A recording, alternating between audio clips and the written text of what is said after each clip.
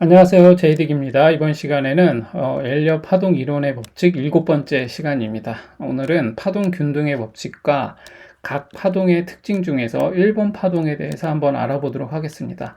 먼저 파동 균등의 법칙, 균등의 법칙을 얘기하기 전에 지난 엘리엇 파동 이론 6번째 시간에 얘기했던 파동 변화의 법칙에 대해서 한번 잠깐 복습하도록 하겠습니다. 파동 변화의 법칙은 뭐냐면 이제 요런 거였죠. 일단 충격 파동에서 1, 2, 3, 4, 5, A, B, C 이렇게 나왔으면, 이렇게 파동이 나왔으면 제가 이제 대충 러프하게 그리니까 그건 좀 이해해 주세요. 그래서 이제 이렇게 나왔는데, 그러면 요런 경우에 변화의 법칙은 뭐냐면 이 2번 파동과 이 4번 파동은 서로 기간과 조정의 모양이 다르다라는 거죠. 예를 들면 이제 이렇게 볼 수 있어요. 이제 예를 들면 1번이 이렇게 1, 그런 다음에 이제 2번이 이렇게 지그재그로 이렇게 2, 그런 다음에 3, 근데 4번은 이렇게 4, 그리고 5 이렇게 나온다라는 거죠. 그러면 이게 1번, 2번이죠. 그리고 A, B, C 이렇게 나왔겠죠. 그리고 이게 3번, 그 다음에 A, B, C 해서 여기가 4번, 그리고 5번 이렇게 나오는데, 얘는 지그재그 조정이었던 반면에 얘는 플랫 조정이 나오는 거예요. 예, 그래서 이 모양이 서로 다른 변화된다라는 거죠. 또는 얘가 뭐 플랫이 나오면 얘는 또 뭐 지그재그가 나오고 뭐 이런 식으로 나온다라는 거예요. 그리고 또 하나는 이제 조정의 모양은 그런 식으로 변화가 되고, 또 하나는 길이의 그 조정의 기간이 달라지는 거죠. 예를 들면 1번, 2번, 3번, 4번, 5번. 그래서 이 2번의 길이와 4번의 길이가 서로 다르다는 거예요. 그래서 이 얘가 서로 변화해서 움직인다는 거, 조종의 모양이 같지 않다라는 거. 또 하나는 뭐 얘가 1번이 이렇게 나오고 2번은 짧게 나오고 3번은 이렇게 나오고 4번은 이렇게 길게 나왔다가 가고, 그래서 이 2번과 4번이 서로 다르다라는 거죠. 이렇게 변화가 있다라는 거고, 그 다음에 또 이제 마지막으로는 이런 게 있는 거죠.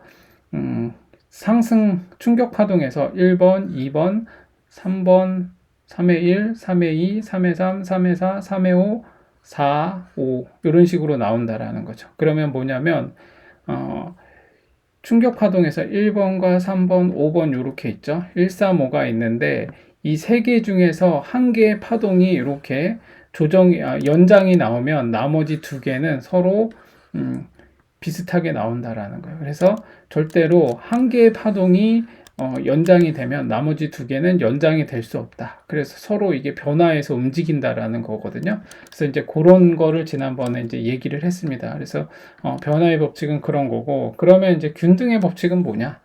변화와 뭔가 좀 대치되는 것 같지만 그렇지 않아요. 얘하고 변화의 법칙과 균등의 법칙이 서로 조화를 이루는 거거든요. 그래서 이제 균등의 법칙이 뭐냐면 지금 방금 제가 얘기했듯이 이렇게 얘기되는 거예요. 뭐냐면 이렇게 한번 그려보겠습니다. 1번이 이렇게 나왔고 2번이 이렇게 나왔고, 그 다음에 3번, 3회 1, 3회 2, 3회 3, 3회 4, 3회 5, 그런 다음에 4번, 그리고 5번 이렇게 나온다라는 거죠. 그러면 이제 이게 이제 뭔 얘기냐? 1번, 2번, 3번, 4번, 5번 이렇게 나왔는데 이 연장 파동은 충격 파동에서만 나오거든요. 이 조정 파동에서는 연장 파동이 절대 나오지 않는다. 그래서 연장은 이제 이 1, 3, 5 중에서만 나오는데 1, 3, 5 중에서 이렇게 나오는데 1, 3, 5 중에서 어느 하나가 연장이 되면 나머지 두 개는 절대로 연장되지 않는다라는 거예요. 그래서 막 1번은 이제 거의 연장 파동이 나오기는 하지만 거의 나오지 않고, 주로 3번 파동에서 많이 연장 파동이 나오고, 아니면 3번에서 연장이 안 나오면 5번에서 나온다는 거예요. 주로 3번과 5번에서 연장이 나오는데, 이 둘 중에 하나에서 연장이 나오게 되면 만약에 3번 파동이 연장이 되면 나머지 1번과 5번은 그 조정의 기간과 시간이죠. 조정의 기간과 그 다음에 길이가 같다라는 거예요. 비슷하게 거의 균등하게 나오는 경향이 있다라는 거예요. 그래서 여기에서부터 여기까지 이 길이와 여기에서부터 여기까지 길이가 거의 비슷하게 나온다라는 거예요. 비슷하게 나오거나, 그리고 또 이 기간, 이렇게 1번 파동이 진행돼서 끝났을 때까지의 기간이 뭐 예를 들어서 한 달이 걸렸으면 5번 파동도 비슷하게 한 달이 걸린다라는 거예요.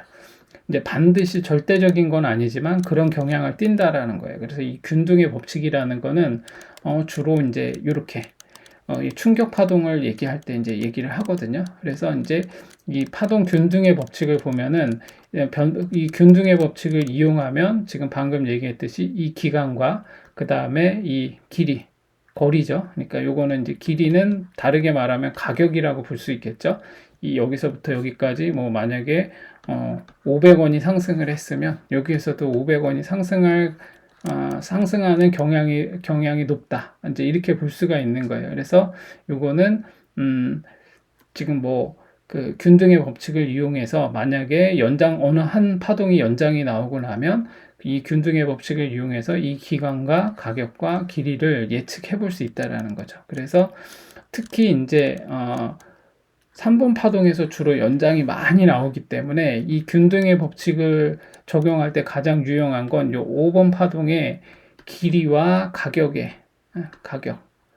거리죠. 요거를 예측하기에 되게 유용하다라는 거예요. 이 파동 균등의 법칙. 그래서 요 파동 균등의 법칙의 핵심은 뭐냐면 요 5번 파동을 예측할 때 되게 좋다.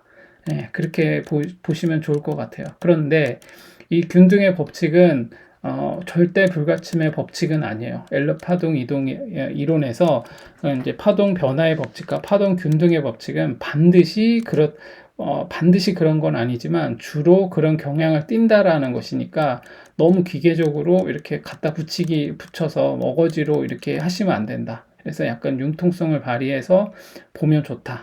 그렇게 보시면 되겠습니다. 그래서 다시 한번 정리하자면 파동 균등의 법칙에서 유용한 건 뭐냐면 이 충격 파동 있죠? 충격 파동에서 이렇게 1번, 2번, 3번, 4번, 5번 할 때 요 나머지 이 5번 있죠? 이 5번 파동의 길이와 시간, 요 길이는 이제 가격이 되겠죠? 요거를 예측하는데 유용하게 쓸 수 있다. 만약에 3번 파동에서 이렇게 연장이 됐을 경우에 이제 그럴 때 요거를 5번 파동을 예측할 때 유용하다.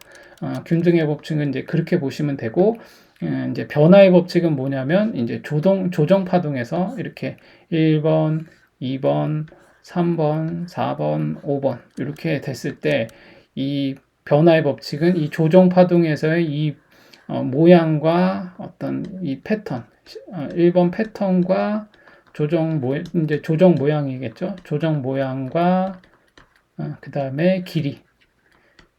요거를 예측할 때 변화의 법칙은 유용하다. 그런 식으로 해서 파동 균등의 법칙과 파동 변화의 법칙의 어떤 차이점, 그런 것들을, 그리고 그것의 장점, 그걸 활용해서 엘리엇 파동을 카운팅할 때 잘 요거를 적용해서 차트를 분석해 보면 많은 도움이 된다. 그렇게 보시면 될 것 같고, 그 다음에 이제 제가 이제 이 각 파동에 대한 어떤 이제 특징에 대해서 이제 지금부터 이제 계속 쭉 이제 이어서 또 알아볼 텐데요. 오늘은 그 중에서 이제 짧게 한번 알아보도록 하겠습니다. 그 중에서 이제 1번 파동인데, 이 1번 파동이 이제 지금 이제 비트코인이 이렇게 쭉쭉쭉쭉 내려왔는데, 이제 1번 파동이 언제 나오냐, 이 1번 파동을 어떻게 찾느냐, 이제 요런 이제 상황이 나오겠죠.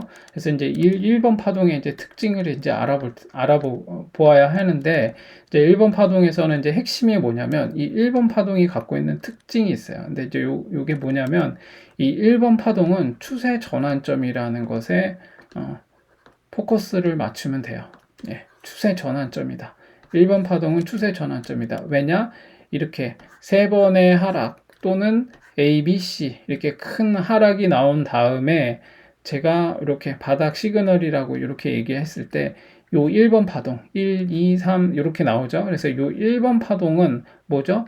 큰 하락을 맞추고 어찌됐거나 새로운 파동으로 전환되는 전환점이 될 수 있는 거거든요. 그래서 1번 파동의 특징, 가장 핵심적인 건 뭐냐면 1번 파동은 추세 전환점이다. 그렇게 알고 있으면 돼요. 그래서 지금 이렇게 쭉 이렇게 이제 이렇게 ABC 파동이 나오고 난 다음에 추세 전환점이 되는 게 핵심인데, 그러면 이제 이 1번 파동을 제가 지금까지 계속 얘기해 왔는데 1번 파동은 이것을 파악하기가 너무 어렵다.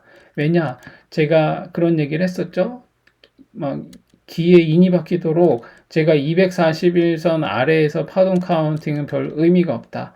왜냐? 이 241선 아래에서 움직이는 파동 카운팅은 파악하기가 너무 어렵다. 왜냐하면 1, 2, 3, 4, 5 나왔는데 바로 쭉 꼬라박을 수도 있어요. 그럼 이게 1파가 아니고 B파를 만들고 다시 이렇게 내려와서 쌍바닥을 찍고 C파를 만드는 경우도 많기 때문이다. 그래서 요거를 파악하기가 되게 어렵다라고 얘기를 해왔잖아요.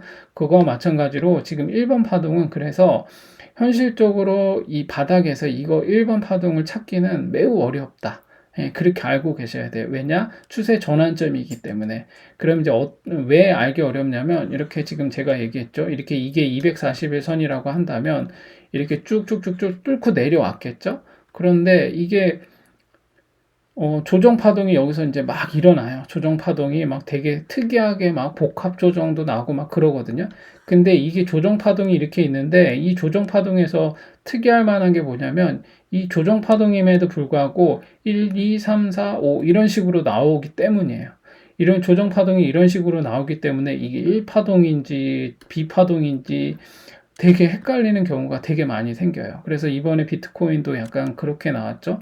뭐 조정 파동의 모양이 이렇게 A, B, C, D, E 해서 이렇게 해가지고 수렴의 모양을 이렇게 4파 모양의 어떤 그 삼각 수렴의 모양, 삼각 패턴으로 나왔었는데 그러고 나서 이제 여기서 상방으로 치고 올라가면서 1, 2, 3, 4, 5가 나왔는데 241선을 맞고 다시 A, B, C 했는데 이번에 완전 떡락을 해버렸죠. 그래서 이게 B파 꼭지를 만들고 C파를 만들었는데 아직 큰 하락을 내버렸죠. 그래서 이 1번 파동인 줄 알고 들어갔는데 물려가지고 이걸 맞는 이런 상황이 벌어지는 거죠. 그래서 1번 파동은 B파와 너무 비슷하게 나올 수도 있기 때문에 파악하기가 너무 어렵다. 그리고 또 하나는 뭐냐면 1번 파동은 이제 추세 전환이라고 그랬죠. 추세 전환이라고 하는 것은 이제 지금까지 막 긴 하락을 해왔는데, 지금도 그렇죠. 여기가 막 지금, 예를 들어서 지금 25.4K까지 내려갔잖아요.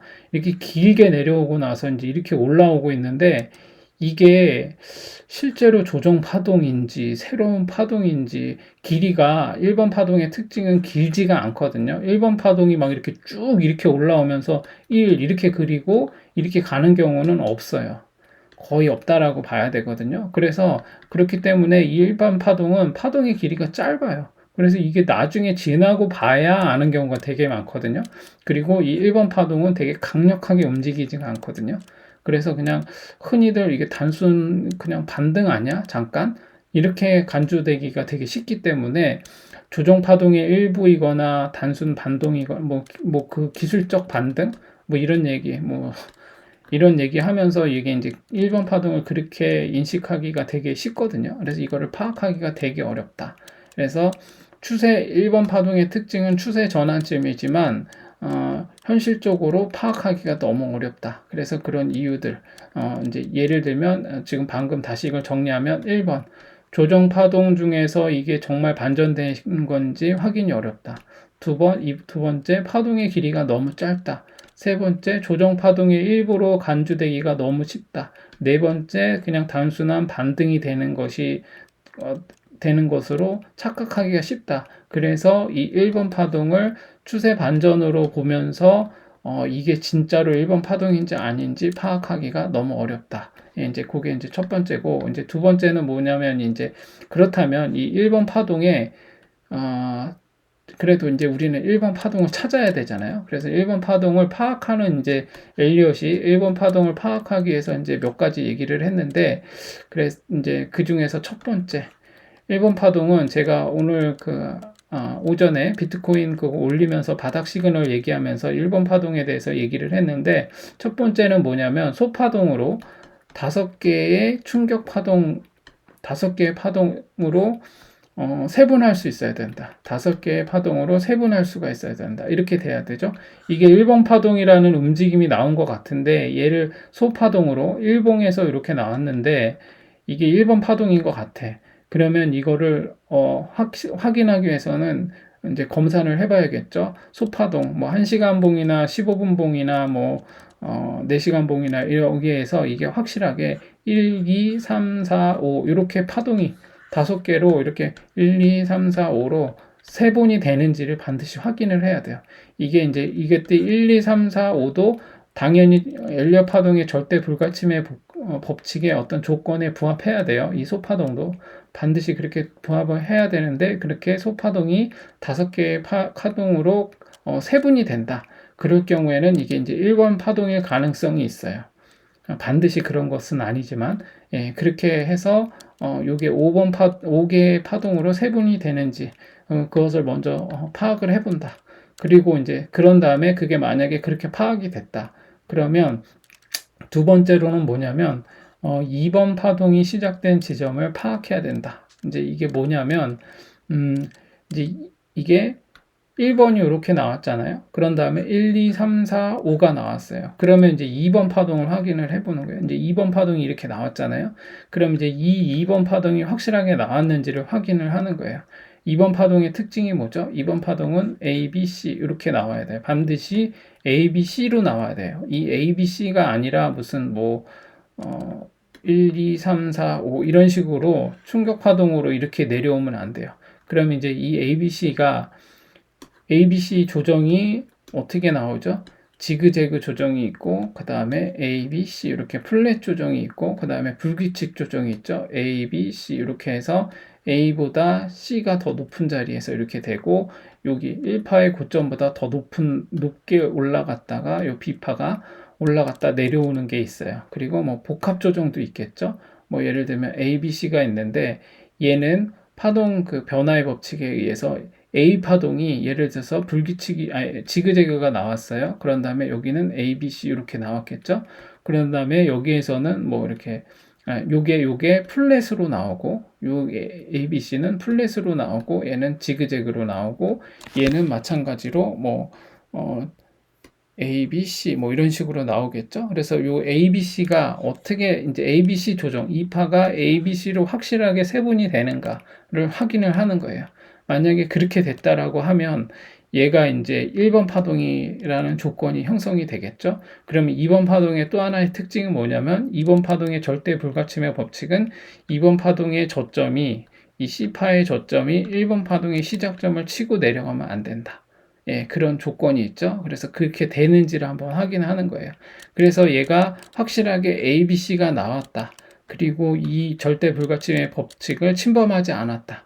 그렇게 되면 이제 2번 파동을 확인을 하면 이제 요때 2번 파동에서 매수를 해도 늦지 않다라는 거거든요. 그래서 1번 파동을 확인하기 위해서는 반드시 이 2번 파동이 제대로 나왔는지를 확인을 해야 돼요.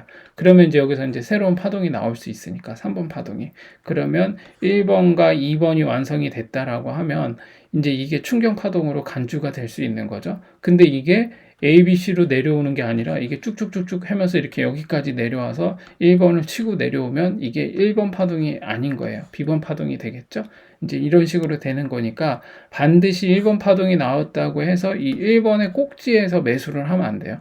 오, 아싸 하면서 이게 1, 2, 3, 4, 5 나왔어. 이제 이거 1번 파동 확실해. 이렇게 하면서 여기서 매수를 해버리면 이번에 이제 그런 일이 벌어졌겠죠. 이번에 48K 정도 지점이 이제 1번 파동의 꼭지였는데 이게 1번 파동인 줄 알았는데 알고 보니 B파였어요. 그래서 지금 ABC를 맞고 지금 25K, 25.4K까지 내려가는 상황이 벌어졌죠. 그렇기 때문에 이게 반드시 이번 파동이 어디에서 끝을 맺는지까지는 반드시 확인을 해야 돼요. 그리고 이게 ABC로 내려왔는지를 확인해야 되고 이게 ABC로 내려오는 게 아니라 1, 2, 3, 4, 5 이런 식으로 내려오면은 이게 이번 파동이 아닐 가능성이 있거든요. 그래서 두 번째로는 요거 2번 파동을 반드시 확인해야 된다. 그러면 1번 파동이 이게 1번 파동인지 아닌지를 확인할 가능성이 높아진다.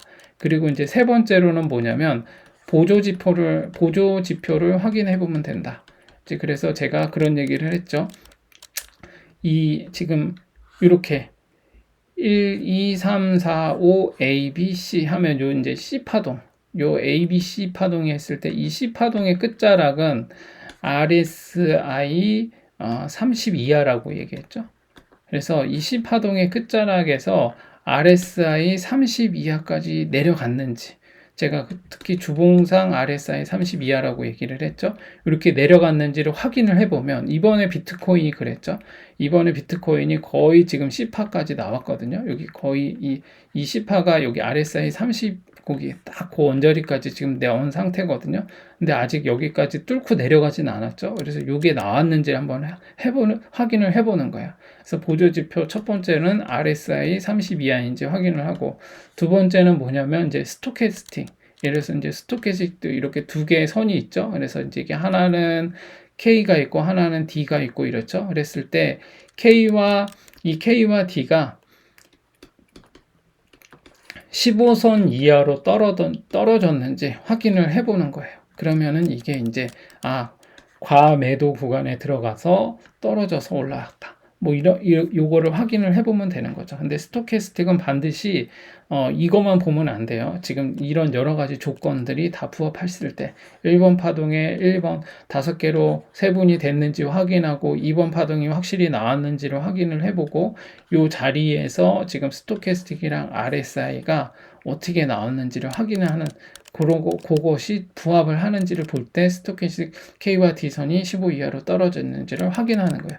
그런 다음에 또 하나는 뭐냐면 이제 요것도 이제 제가 얘기했었는데 다이버전스가 나왔는지 확인을 하는 거예요.